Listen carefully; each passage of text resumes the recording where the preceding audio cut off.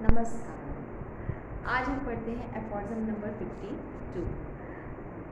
जैसा कि हमने 51 में पढ़ा कि हेनमैन सर ने बताया कि जो हमारे चारों तरफ बहुत सारी मेडिसिन्स हैं, मतलब मॉर्बिफिक एजेंट्स हैं जो कि डिजीज़ प्रोड्यूसिंग पावर को रखते हैं, और जितनी भी इस पूरे वर्ल्ड में या इस पूरे संसार में बीमारियां फैली हैं, और तो इस तरह से इतने सारे हमारे यहाँ जो मेडिसिनल एजेंट्स हैं या मॉर्बिफिक एजेंट्स हैं जो इस तरह की पावर रखते हैं कि वो उस तरह की डिजीज़ प्रोड्यूस करा सकें किसी भी हेल्दी ह्यूमन बीइंग में, और सिक पर्सन में उन्हीं डिजीज़ को ठीक कर सकें।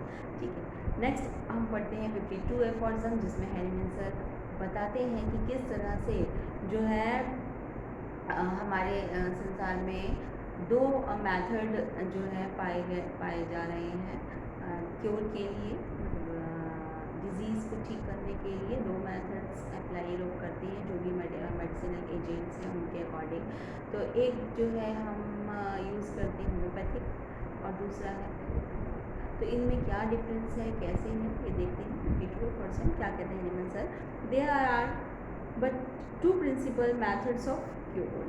The one based only on accurate observations of nature, on careful experimentation and pure experiences, the homeopathic, and a second which does not do this, the heteropathic or allopathic.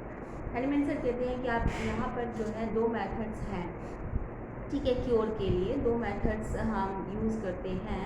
पहला जो कि accurate observation पे based है, क्योंकि Henman sir ने ही इसे जो है खोजा है, जो नेचर्स लॉ पर बेस्ड है, पूरी तरह से क्या है, एक्सपेरिमेंटेड है। हेनमैन सर ने खुद इसका पूरा एक्सपेरिमेंट किया है, ऑब्ज़र्व किया है, ऑब्जर्वेशंस हैं, और जो लोग इसको यूज़ कर रहे हैं वो भी पूरा जो है इस पर बिलीव करते हैं। होम्योपैथिक एंड जो कि पूरा क्या है, नेचर्स लॉ पर बेस्ड है। ठीक है, नेचर में जिस तरह से क्योर होते हैं, इन्होंने पूरे ऑब्जर्वेशंस लिए हैं किस तरह से मेडिसिन काम कर रही हैं। और जो नेक्स्ट है वो है एलोपैथिक मोड ऑफ ट्रीटमेंट, जिसमें कोई भी पैथिकल रिलेशन नहीं है, कहीं वो सिमिलर भी काम करते हैं और कहीं जो है एलोपैथिक जो मेडिसिन हैं वो एकदम जस्ट अपोजिट वर्क करती हैं। इस तरह से दो मेथड हम यूज़ करते हैं।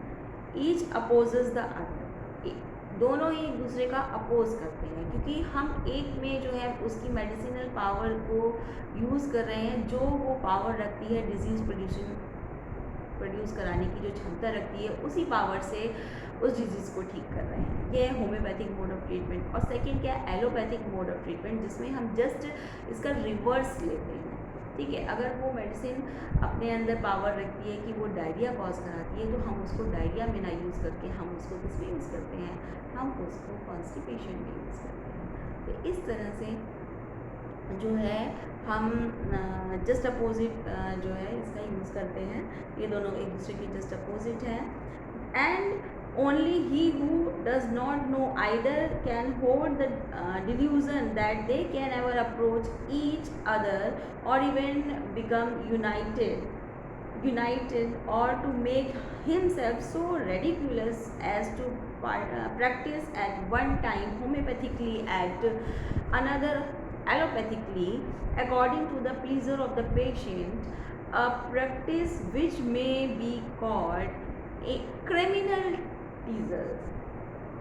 Against divine homeopathy. तो यहाँ पर हेनमैन सर ये भी कहते हैं कि ऐसे लोग जो ये अपने अंदर भ्रम पाले हुए हैं कि हम जो है एक टाइम पर हम एलोपैथिक की तरह इसको मेडिसिन को यूज़ करके ट्रीट कर दें पेशेंट को, है ना, और एक तरफ जो है हम होम्योपैथिकली इसको यूज़ करते हैं, हम दोनों तरह से काम करते हैं। तो ये हेनमैन सर मना करते हैं कि ये भ्रम अपने अंदर इन्होंने पाल रखा है इन लोगों ने, जो इस तरह से करते हैं, जो कि नहीं करना चाहिए।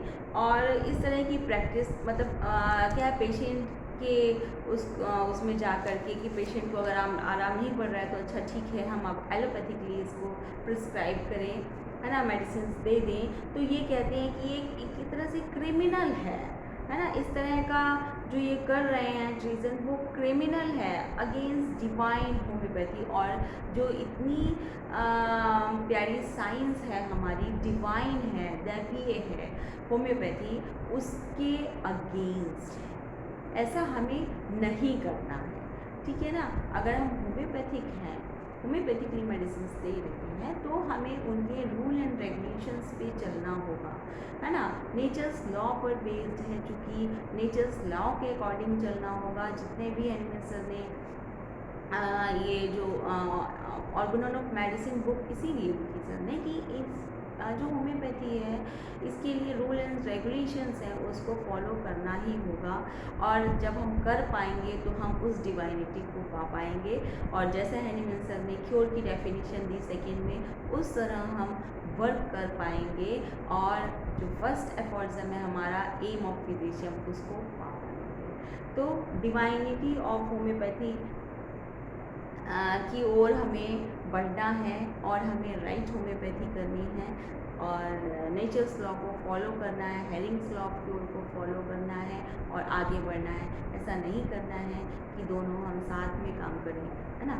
एलोपैथिकली वर्क भी करें और होम्योपैथिकली नहीं, हमें सिर्फ और सिर्फ होम्योपैथिकली वर्क करना है। ये ऐसा अगर हम नहीं करते हैं तो हम उसकी होम्योपैथी की डिवाइनिटी को टच नहीं कर पाएंगे और हम अपने पेशेंट्स को पूरी तरह से क्योर नहीं कर पाएंगे, क्योंकि क्योर वर्ड जो है वो होम्योपैथी में ही देखने को मिलता है यहाँ पर, और बाकी जगह तो सप्रेशंस होते हैं, है ना। चलिए, तो ये था हमारा 52 एफॉर्ज़म। यहाँ पर हैनीमैन सर ने साफ साफ कह दिया है कि दोनों चीज़ें एक साथ नहीं चल सकती हैं, सिर्फ हमें एक को लेके चलना होगा। अगर हमें एलोपैथी करनी है तो हम उसी के अकॉर्डिंग काम करें, और अगर हमें होम्योपैथी करनी है तो हम उसी के अकॉर्डिंग काम करें।